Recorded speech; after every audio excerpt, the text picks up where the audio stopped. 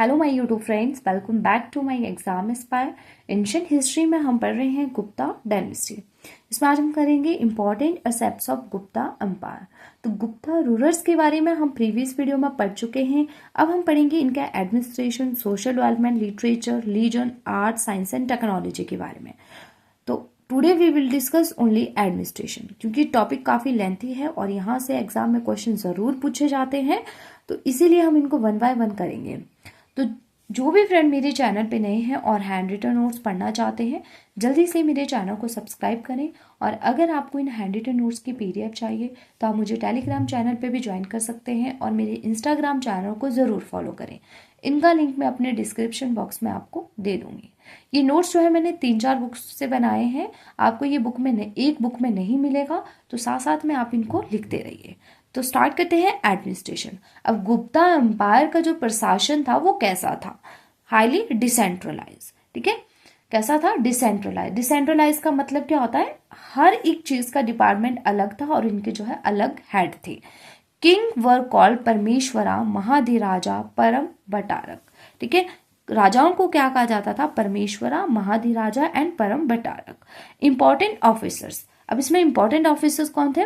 कुमार मत्स्य। ठीक है, high ranking officer who played a crucial role in both centre and province administration. ठीक है, centre और प्रोविंस एडमिनिस्ट्रेशन में इनका काफी इंपॉर्टेंट रोल था। एंड ये जो थे close adviser to the king. The king were assisted by council of minister. ठीक है, यहाँ पे काउंसिल ऑफ मिनिस्टर्स भी होते थे। इसमें कौन कौन होते थे? सीएम होते थे, सेनापति, कमांडर इन चीफ। ठीक है, और इसमें जो है राजा की हेल्प के लिए जो है वो काउंसिल ऑफ मिनिस्टर जो है वो अपॉइंट किए जाते थे और इनको कहा जाता था मंत्री परिषद या मंत्री मंडल। इन इलाहाबाद पिलर इंस्क्रिप्शन, और ये मेंशन कहाँ किया गया है? इलाहाबाद पिलर इंस्क्रिप्शन में। अब हम पढ़ेंगे टाइटल्स। तो जो राजा होते थे उनके क्या क्या टाइटल्स होते थे? महाधिराजा, सम्राट, एकाधिराजा, चक्रवर्ती। Administration unit and their heads. अब इनकी जो एडमिनिस्ट्रेशन यूनिट थी और इनके जो हेड थे उनको क्या कहा जाता था? ठीक है, तो आप इस तरीके से याद रखना है आपने। जो प्रोविंस होती थी उसको कहा जाता है भुक्ति। ठीक है, और इसके जो हेड होते थे वो होते थे उपारिका, और जो हेड होते थे वो अपॉइंट किए जाते थे किंग के द्वारा। ठीक है, अब प्रोविंस को इन्होंने आगे फर्दर डिवाइड किया है डिस्ट्रिक्ट और सब डिस्ट्रिक्ट में। डिस्ट्रिक्ट को कहा जाता था वैश्य और इनके जो हेड होते थे वैश्यपति। ठीक है, एंड आगे नगर, पेट, विलेज या सब डिस्ट्रिक्ट जिनके जो हेड होते थे पुरापता, नगरपति और ग्रामिका। ठीक है, और वैश्यपति जो थे वो अपॉइंट किए जाते थे राजा और उपारिका के द्वारा। अब हम पढ़ेंगे आर्मी, मिलिट्री। ठीक है, इनका जो मिलिट्री सिस्टम था वो कैसा था? The Gupta empire maintain a large standing army. ठीक है, गुप्ता एम्पायर के पास एक बड़ी विशाल सेना थी। ठीक है, and but essentially the military organization was feudal in character. But जो मिलिट्री संगठन था वो फ्यूडल करेक्टर का था।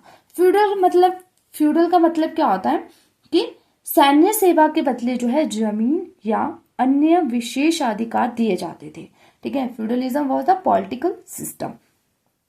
अब इनके जो हेड होते थे, मिलिट्री के जो हेड होते थे उनको क्या कहा जाता था? महासेनापति।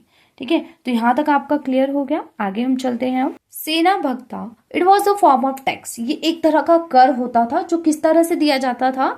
The army was to be fed by the peoples whenever it pass through the countryside. जब कोई आर्मी जो है किसी गांव या किसी एरिया से गुजरती थी तो लोगों को जो है उनके खाने की व्यवस्था करनी पड़ती थी। Revenue, land revenue was 1/6 of the produce. कितना था लैंड रेवेन्यू? 1/6। आग्रह एंड देवाग्रह। आग्रह एंड देवाग्रह क्या थे? ये एक तरह के लैंड ग्रांट है। इसमें जो है लैंड डोनेट की जाती थी।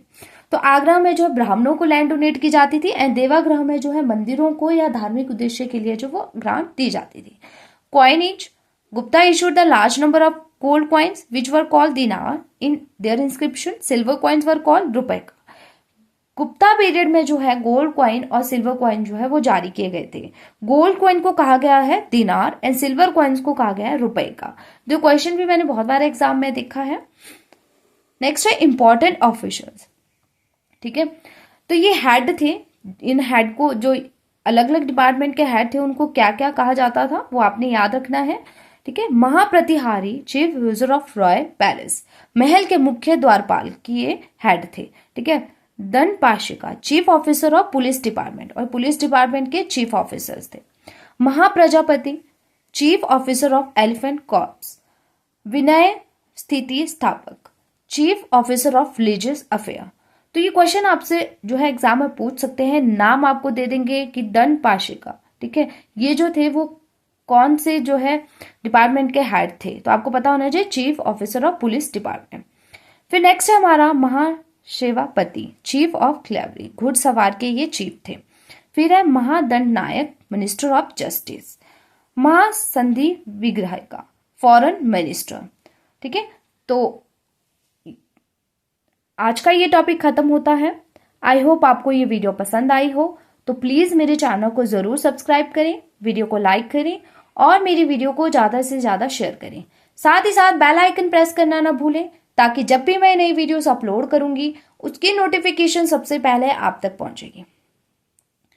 अच्छा, मैं आपसे एक क्वेश्चन पूछूंगी, उसका आंसर जो है आपने कमेंट बॉक्स में देना है। ठीक है, 9 स्कॉलर्स थे जिनको कहा गया था नवरत्ना, वो किसके कोर्ट में थे? ठीक है, तो आंसर जरूर करें। Thank you.